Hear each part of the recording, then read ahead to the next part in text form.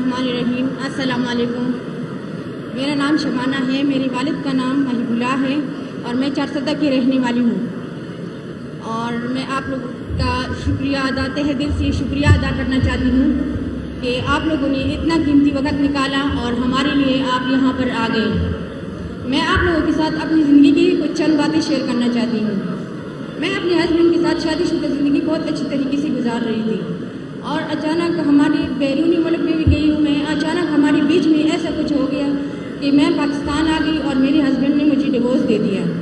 Divorce देने के बाद मैं अपने करीबी रिश्तेदारों के पास गई। मैंने सबसे सहारा मांगने की कोशिश की लेकिन किसी ने मुझे सहारा नहीं दिया।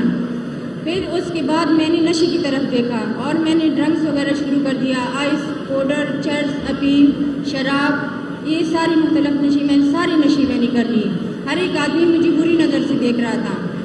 और उसके बाद मैं KPK वाली गवर्नमेंट का शुक्रिया अदा करती हूँ कि उन्होंने हमें रोड से उठाया और ख्वाजा यूनुस अस्पताल वालों के हवाले कर दिया और हमारा बेहतरीन इलाज हुआ और बेहतरीन लिबास भी मिलता रहा और बेहतरीन खाने वगैरह भी मिलते रहे।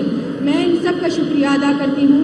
हमारे लिए एक टीचर भी रखी गई थी जो हमारी सिलाई कढ़ाई हमें सिखाती रही है।